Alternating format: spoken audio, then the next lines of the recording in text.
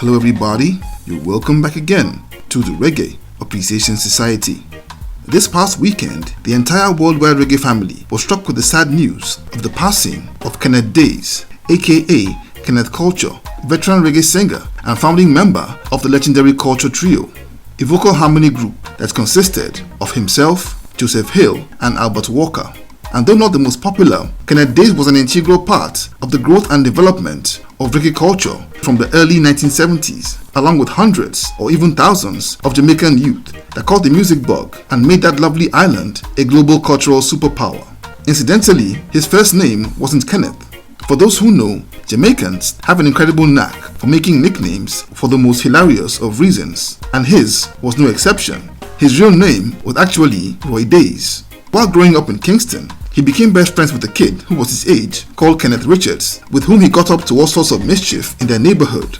The pair were so inseparable that Roy's family members began to call him Kenneth as a joke, and before you knew it, the nickname would take off from there. In fact, it was with his friend Kenneth that his life in music would begin. Both lads, along with another boy named Bobby, formed a vocal harmony trio called the Trey Lords, and together became one of numerous groups looking for a breakthrough as they would hustle in countless auditions for producers all over Kingston. But as weeks and months became years, looking for a way into the industry, his group mates all gave up their musical dreams and dispersed to go and learn trades to find their daily bread. But Kenneth Days had no doubt that life in music is what he was destined for, even though he still had a day job as a construction worker. He kept on his grind, auditioning for the island's hottest producers at studios all over Kingston, until one day he would run into some interesting information. So one afternoon, he went for an audition at producer Duke Reid's Treasure House Studios in 1975 and ran into an old pal named Albert Walker, who incidentally had been plying his trade as an electrician, but was really eager to drop that line and go into music full-time. And Albert told him that he was interested in forming a group and told Kenneth about his cousin named Joseph Hill, who was a good singer, great songwriter and percussionist. In those times, Joseph Hill had moved back to his hometown of Linstead in the parish of St. Catherine after finding no headway in Kingston at Studio One, as well as a member of a band that played on the hotel circuit.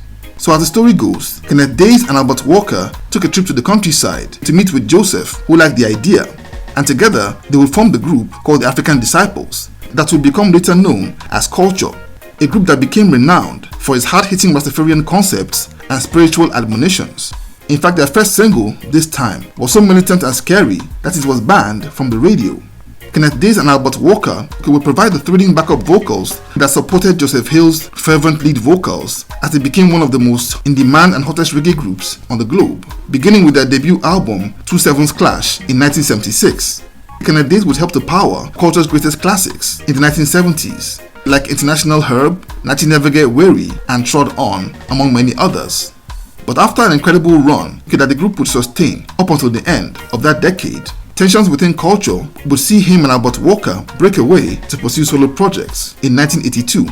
But after 4 years, both guys rejoined Joseph Hill in 1986. It's often the case that when a group breaks apart, the disgruntled members often don't hold back about internal politics and dynamics. But all credit to the trio, as their issues never made it into the public space, the same way the likes of Black Uhuru and the Wailers would do. So Kenneth Days would for the next 7 years play his part alongside Albert Walker, putting in work both in the studio as well as on the group's incredibly busy touring schedule as backup vocalists on the Culture Music Machine. But over time, he became totally exhausted with non-stop touring and what he felt was inadequate payments despite all the hits over the years. And in 1993, he would quit the band for the last time, opting to embark on a solo career that leaned more towards a more dancehall-oriented sound. But despite his parting of ways with the group, he still remained on good terms with Hill and his family.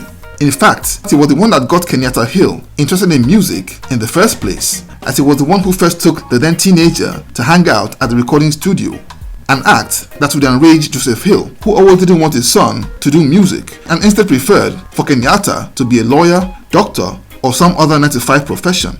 And Days would concentrate on performing at live stage shows and sound system circuits and would put out very little recorded material over the years, except for his one album, Still Have Got Love. And over the next 2 decades, he would make very few but always memorable performances on different stages, doing songs mostly from his time with Culture, as his health would decline over time with age. His last known appearance was at a Rub-a-Dub Thursday live show in Kingston in November 2023, where he looked a little frail but still gave a spirited and passionate show. I caught a clip of this earlier in the year, and I was comforted to know that he was still doing his thing.